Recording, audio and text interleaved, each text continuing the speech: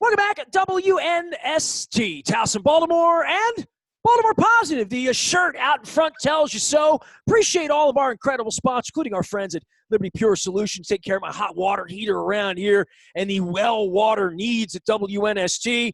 It is that time where, you don't want the pipes freezing and stuff. It's winter time.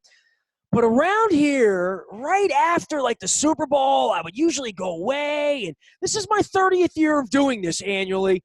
Right around now, we would say it's baseball season. Pitchers and catchers are reporting. Been a little while since I had my pal Dave Sheinin on. Been so long that I believe, Sheinin, this is the first time that I have zoomed from the Inner Harbor East toward Patterson Park to have you join us here on the Zoom. It is so good. Dude, if I would have known you were going to wear a Prince hat, that purple and that awesome, I would have had you on Zoom years ago, man. Well, Prince was my guy, man. I got this hat for Christmas one year from my kids, because I was always talking about Prince and was torn up after he passed away. And yeah, man, I wear it with pride. He was the greatest musician of our era. I never knew you were a Prince guy, right? So Yeah. I've been doing I'm getting rid of my memorabilia, from the rock and roll era from 30. I got all this stuff, and it's taken up 8 boxes, literally, and I pared it down to about 3. I got all my ticket stubs. So, I found all my old Oriole, like, hit and run club tickets, my summer of 79. This is the night the Orioles clinched American League East right there, September 15th. My mom took me out there. Section 16, man. It was kind of hard to sit in section 16. That was like right over the bullpen, So I'm going through all this stuff, and I found my Prince. I had a full ticket for the Prince Love Sexy tour at the Spectrum that never got used. I had a work issue. I was working at the Sun. So I have a full ticket, and I saw Prince a number of times. But one of the tickets I found I gave to my wife. I said, what is this ticket? I wish I had the box in here. It's in the other room. I would show it to you. Prince played at the Capitol Ballroom in D.C. one night when Larry B. Graham was on the bass, and it was this giant space. It was kind of like a rave space, it wasn't like a real space. And the ticket, much like your hat, didn't say the P word. It said the revolution of the magical, mystical. I'll find the ticket. But I handed it to her, I said, what's this a ticket to? And she's like, I don't know. I'm like, Prince.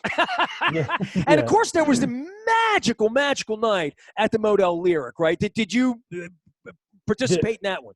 No, after the Freddie Gray situation. No, that was at the arena. I missed that one. Yeah, I was in Kansas City at a baseball game. Sounds like something you would say, right? But no, I missed the Royal Farms one. But we were well, this is why I was going to tell you about the hat and the symbol. My wife caught his pick in the front row. Whoa. At the Miami Beach press thing where he was going to do a press conference, remember? Yeah, but he did a concert. So, I'm connected with the NFL, Sheinin, and I had a little inside scoop, right? So we went in and reserved the seats in the Miami Beach Convention Center ahead of time. Early in the morning, we knew. And we went in and reserved our seats, and everybody was respectful. And we had front row, boom. Me, my wife, and we thought it's going to be a press conference of Prince. And Prince gets up in the orange and does Johnny Be Good and the whole deal, right? My wife held the camera, so we have the 7-minute on video. Oh, my God. And he threw a pick, and my wife has the purple. It's like an iridescent purpley kind of thing, and it has the symbol on it. And it does say Prince on it. Oh, well, there you go, man. I guess this is after you got his name back. Yeah, that's a forever keeper right there. Love Prince, man. So, like, the music thing, do you miss music more, or, like, are you looking forward to being in a socially distanced baseball press box on the roof in Nats Park? I mean, like, the music thing's got to be killing you, dude, right? Yeah. I mean, I would say more music just because, I at this point, I associate, baseball and live sports with work, although, taking my kids to Oriole games and sitting in the stands for their swimming events, I have 2 little young How swimmers, old are they now? About to turn 12 and 14. Wow. And they're swimmers, and man, I mean, that's what crushes me probably more than anything is watching them swim. seeing my kids in the water, and that's killing me. We can't even watch practices, let alone meets, and the meets are few and far between because of just COVID restrictions and stuff. So And this I'm time's not coming back, and you know that. I mean, you're old. yeah, We're all old enough to know we're not going we to have miss these those. experiences. Yeah, yeah.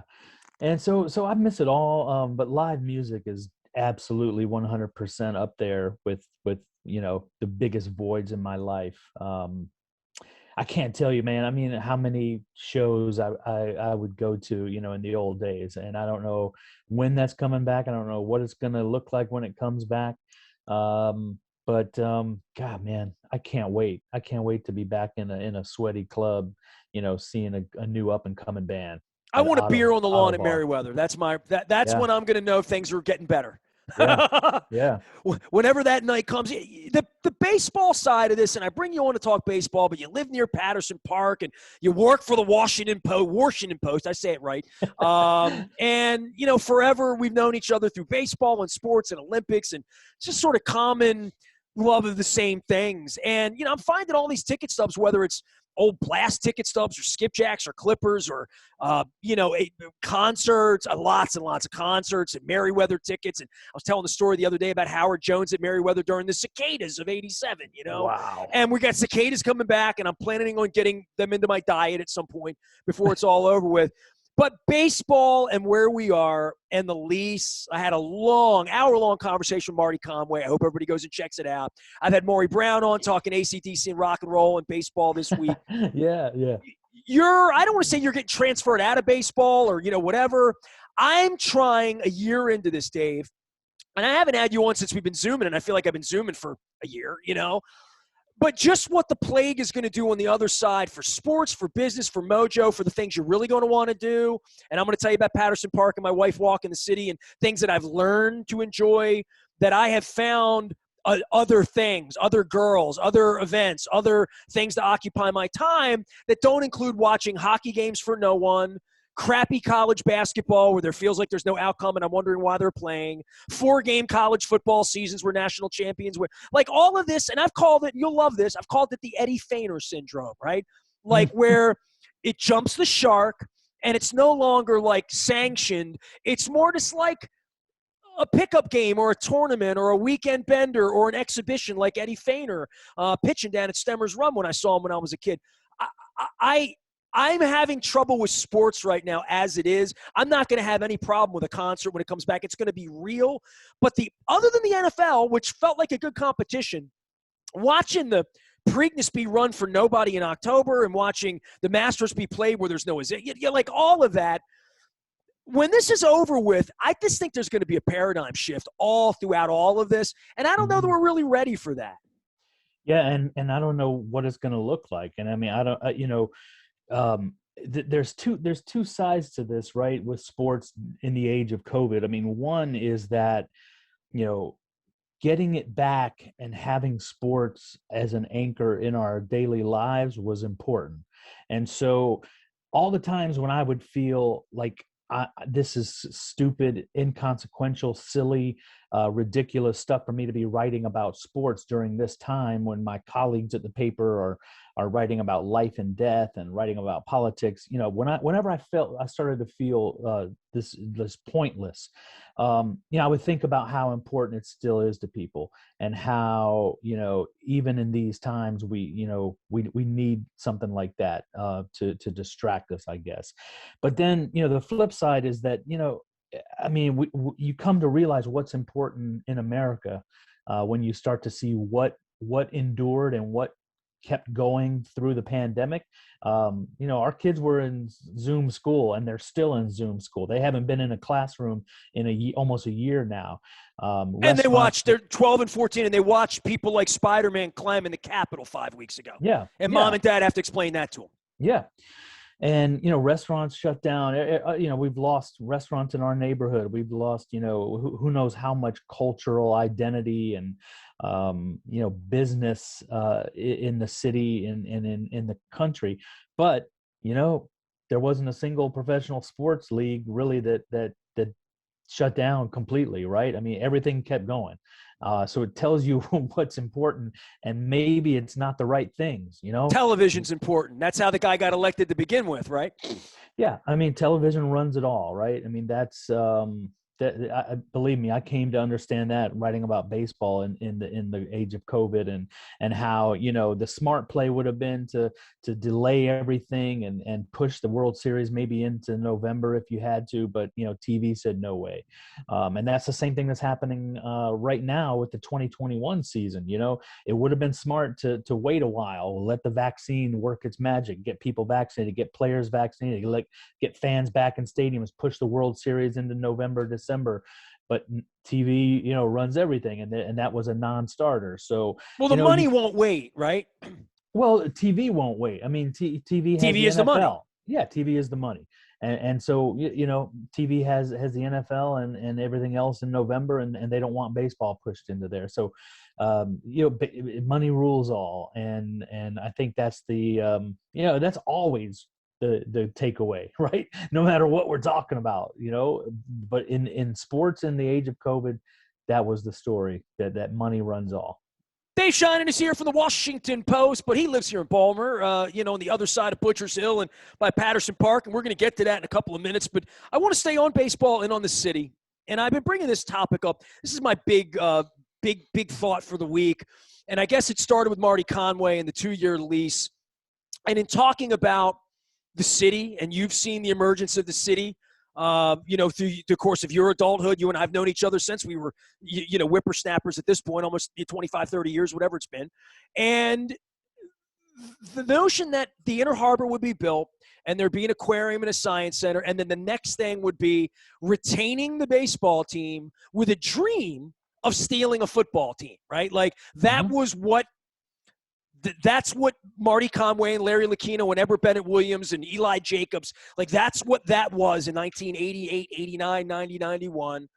And now we're 30 years out on it, and we got a 2-year lease, and I'll give you plenty of oxygen to read those tea leaves in any way you want in regard to the Angelos family and the ownership. But I keep coming back to this, that whoever owns the team, whatever it is, 3 years, 5 years, post-pandemic, even if the team ever gets good again, the bringing of people back down to the stadium, the bringing the people to the city, what's going to be in the city, what is going to be in all these restaurants that used to be that we hope are again, what the harbor is going to look like, what the hotel situation, the convention center, all of that. But baseball and sports in our city was deemed that important 3 decades ago that everybody went all in. Black, white, east, west. Like, it wasn't 100% consensus. There never is, but there was not really. A little bit in Annapolis. I remember when the football team came along about getting the money there and all that. But when it came time to build Camden Yards, it was just sort of like rubber stamp. That didn't happen in California the last 40 years, which cost them all sorts of things, and sports is different in other places. But I think the whole country's there now. And at this time, the question I've been asking, Dave, and I began this with Marty, which is, look, we know the thing, right? The thing is what happened in Atlanta and in Philadelphia and St. Louis and the Fenway Park seats and Wrigleyville parking garages. And it's that parking lot. It's that casino down at the edge of the street. It's the football stadium. It's a civic endeavor for the state, for the city, for the sports franchises, for the stakeholders, for the travel community, for everybody, taxpayers, to say, what are we going to do to resurrect it again? Because it's not just about, well, the Royals will win 95 games one year, and they'll all just come back and get crab cakes, and we'll walk around the harbor. No. I've talked to the people in Hartford County and Howard County and Carroll County, especially in Howard County, where they can go to the baseball, a better team in D.C. and have a different kind of experience at a higher ticket. But what the vision and the visionaries that decided what the ballpark was going to look like, what the parking lot was going to look like, what the taxes, the tips, all of that, there was a whole different world.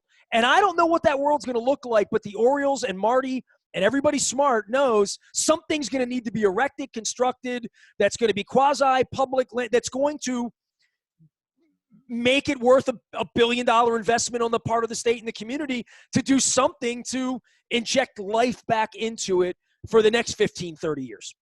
Well, yeah, and I mean the question is, what's that going to be? And I have not seen the segment with Marty, but did he have ideas about what that was going to look like? Well, my point would be the Angelos family's had 30 years, and I keep going Jack Nicholson and saying, you know, If we gave you $1 billion, what are you going to build there? Come up with an idea. I mean, and Dave, I've said this, and you know this. You've been in the sports writing business in this city too long. I've got like 6 proposals in the last 35 years for an arena.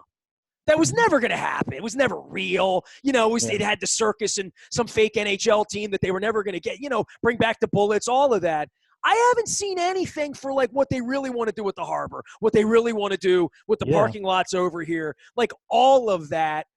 I've seen maglev. I've seen ideas. I've seen the Preakness idea, right? Which is the cheapest idea they can have to still keep the race, and that's cool. I mean, we've seen super tracks. I've seen NASCAR super tracks in Middle River. I've seen a super casino track thing that they wanted to do here, right? They're plans, but the Orioles and whoever owns the baseball team and the football team, because it won't be Steve forever, right? That's clear. Whoever's going to own these properties, that parking lot and whatever gateway arch they're going to build there of whatever kind, they better do something, right? I mean, like, that's what 2-year lease says to me. It says to me, hello, somebody wake up. Who's the governor? Who's going to be the next governor? Because we better figure this out. Yeah, and I mean, if you walk around the Inner Harbor these days, I mean, you start to think about the potential there and what a tragic thing it is for it to be a shell. And there's just, I mean, what other city and what other sports franchise has this type of setting and the natural, gathering place for the city to come together in a central location like that? It should be spurring big thoughts. You know, it should be stirring something. Think big here, Well, if somebody comes in and gives the Angelos $1.5 billion for the project, right? I would think they're thinking about more than Jim Palmer's bobbleheads. You know what I mean? Like, literally, if you're going to buy this thing, not only are you a stakeholder, you're going to need every business here, because that's the way it worked 35 years ago. That you witnessed it. You and I are a product of it. That baseball team didn't wind up out by Dulles. Right, that Edward Bennett Williams didn't pull rank and pull it out of here, or sell it off to the gypsies the way Short did, you know, the previous administration. So, I think about all the good fortune and all the good things. And look, Dave, you live here, and we're about to talk about Patterson Park and how beautiful our city is and all the great things we can still do here. But all of that Mayor Nestor selling points of 95, location, port, hospitals, education, location, all of that still exists, right? So, and I still believe. I mean, that's why I've moved my life to talking about these things, other than box scores and who the 5th starter for the Orioles is going to be and who are they going to come north with, and all those things that I did for 20 years when it mattered. I think the plague has moved me onto a spot where asking these questions of the baseball team, they threw me out for it 15 years ago, but somebody's going to have to answer that question come like soon, because a 24-month lease really smacks of there should be fear and concern and an effort, and a real effort, some sweat equity, I mean, I think I've said this to you before, though, is the flip side of the fear. And, we talked about how money rules all. If what you're getting at is sort of like the Orioles moving eventually or something, I think that Major League Baseball, I don't see that happening, because Major League Baseball wants to protect the best cities out there for expansion down the road, and not that far down the road, especially now given the losses they claim they had in 2020 and are going to have in 2021. Expansion is such a massive is of such massive importance for MLB. I don't see them letting any team move anytime soon. Give me the lowdown on that, because I mean, the really smart people like you and Marty say they're not moving. Don't fear that into people. Yeah. And dude, I was here with the Colts. I remember flying into St. Louis when they had a football team. I remember flying into San Diego when they had a football team.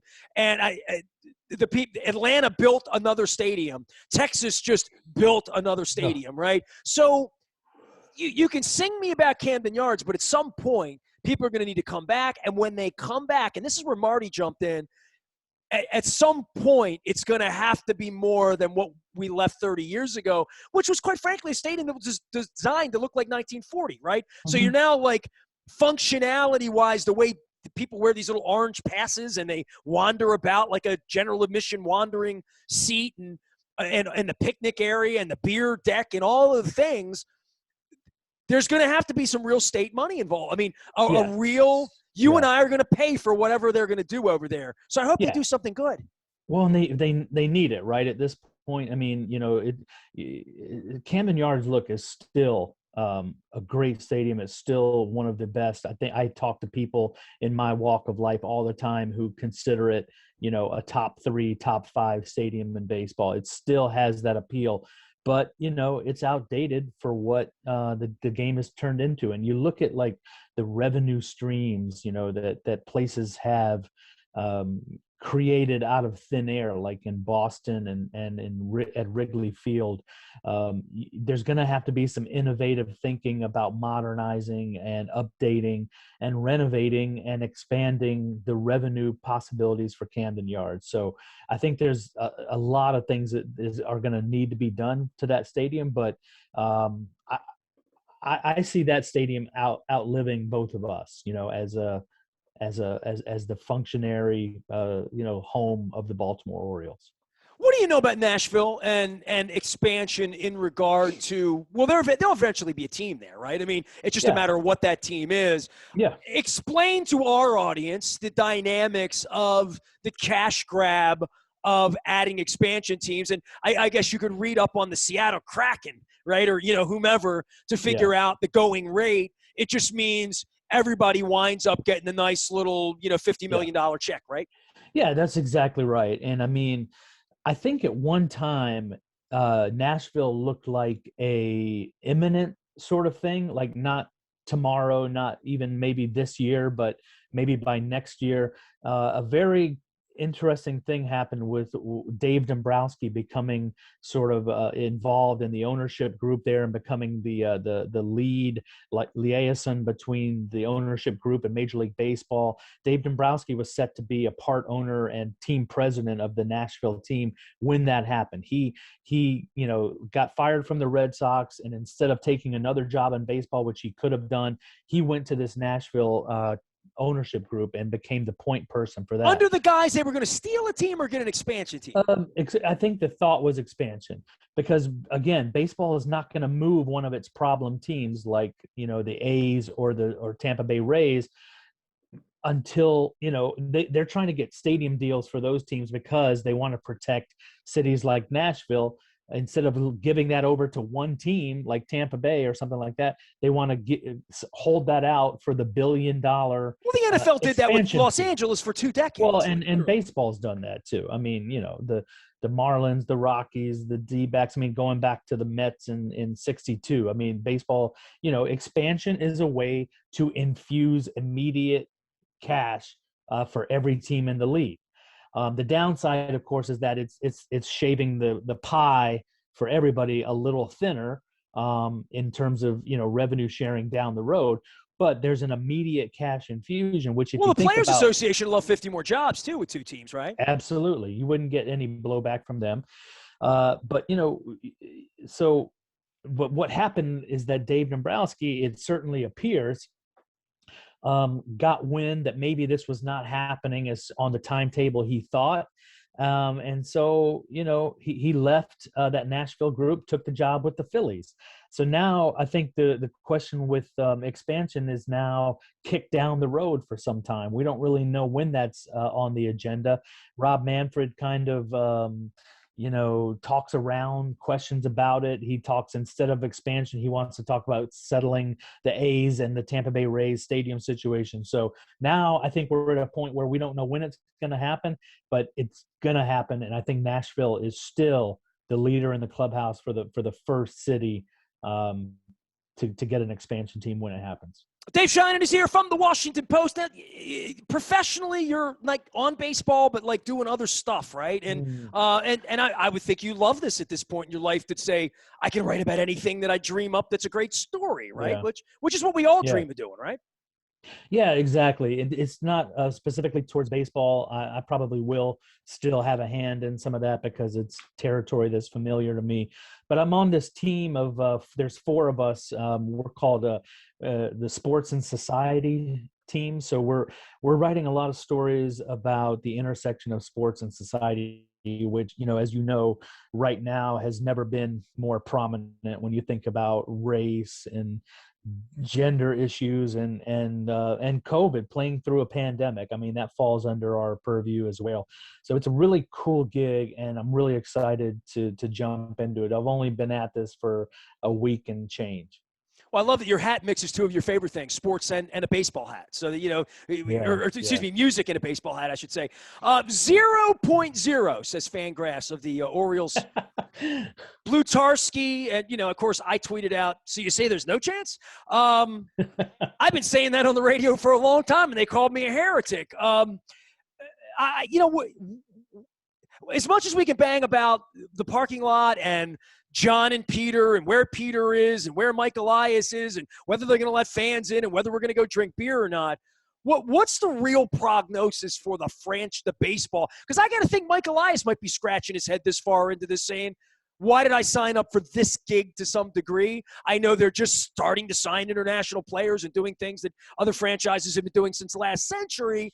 I know that everything's shrouded in secrecy around Team Orange. But where are they? What do you know about when the baby will be made and we'll go to real games? Well, nobody really knows that definitively, and so much of it is going to depend on what happens this year, of course.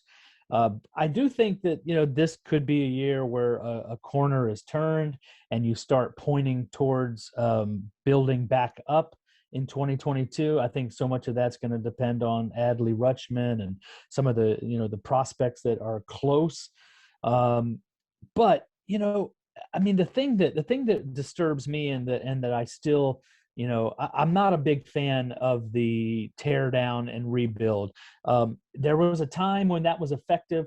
We saw the Astros do it while Mike Elias was there. We've seen the Cubs do it. To some extent, the Washington Nationals did it when they got back-to-back number 1 overall draft picks and got, Steven Strasburg and Bryce Harper. But, it's effective when 1 or 2 teams are doing that, but when 6 or 7 or 8 are doing it, it's so much less effective because, everybody can't get the number 1 overall pick when that's going on, when everybody's tanking. And if you start looking at free agency this year, there were big things going on with Trevor Bauer and George Springer and JT Realmuto. But you look at there's a half dozen teams that spent nothing or next to nothing. And the Rockies give away their Cal Ripken.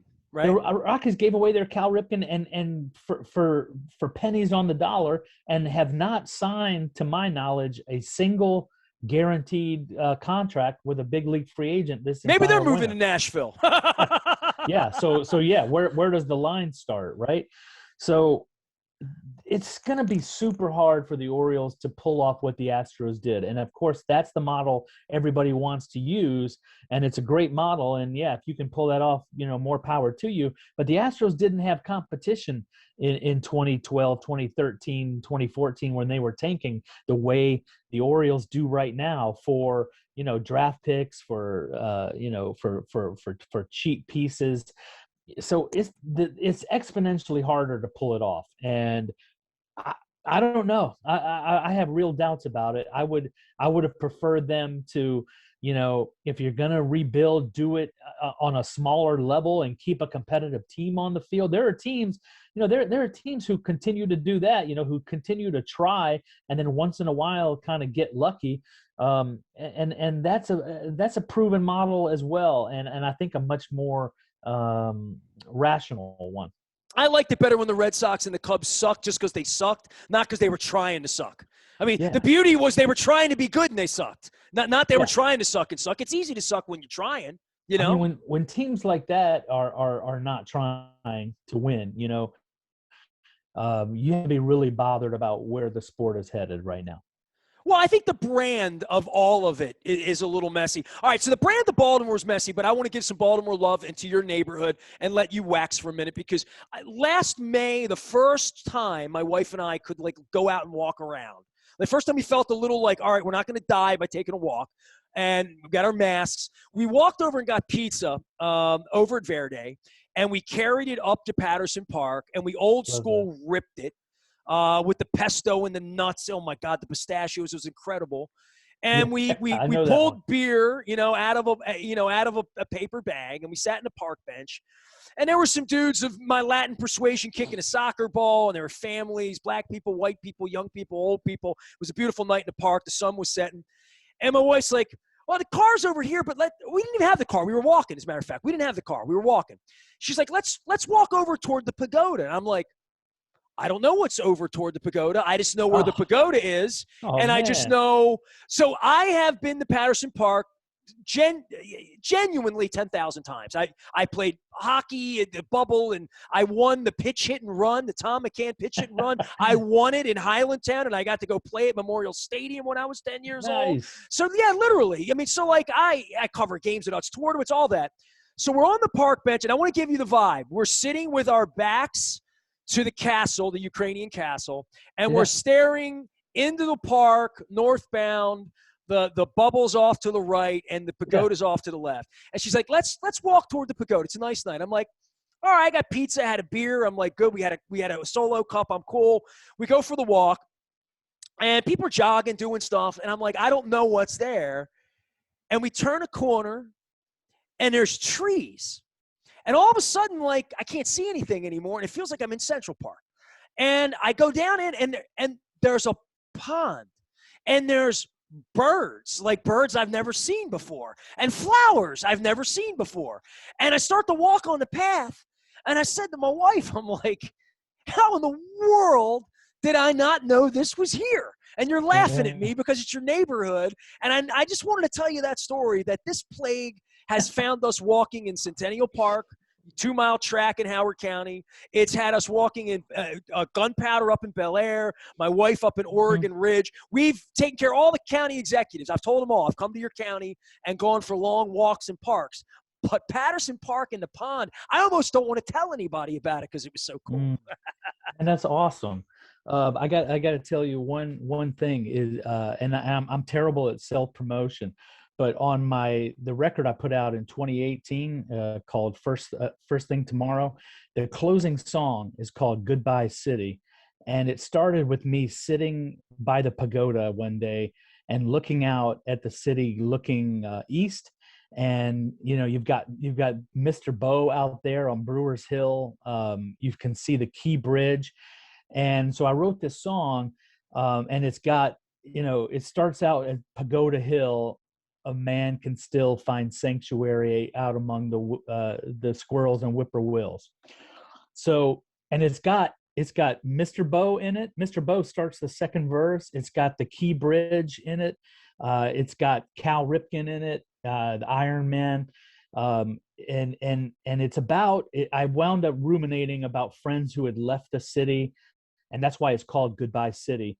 But it's about it's about a connection to your city and about me staying, and that's what the song wound up being, and it all started because of the beauty of Patterson Park and sitting out there by the pagoda.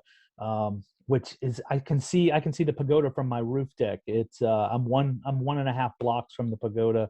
I watched all that stuff happen. Like the Ukrainian castle when I was a boy, I watched it go up. You know what I mean? Oh wow! And we were because it wasn't always there. And it looks like I took a picture that night of my wife and I said I told my wife there'd be pizza and a castle. Yeah, there you go. So it's like the Magic Kingdom on Eastern Avenue is what it's like. Yeah. And if you haven't seen the pagoda lately in the winter, it looks gorgeous. It's all lit up and with these beautiful lights. And if you check out look on Facebook, there were some great pagoda photos from the snowfall with the trees and everything. And I mean, it's just never looked prettier. Well, I'll tell you what, I see through the magic of the interwebs, when I do searches on this, I can actually pull some of this stuff up and show people some of the beauty. But I would say this, the little pond there. All right, last thing, most important thing, I'm doing this with everybody this month. I want you to give me, and this is going to be not too difficult because I haven't eaten everywhere. I want you to give me a place or two in Baltimore, in the city, I guess, because, but you could be in the county, local that I haven't been. and something I need to order that I haven't ordered. So don't send me to a That you meat haven't. cheese or, you know what I mean? Like, Okay. Yeah. a new place for me. Okay. I got a couple. Go ahead. Um, um, This is free plug time. okay. Luchadores tacos Oh, okay. on Broadway.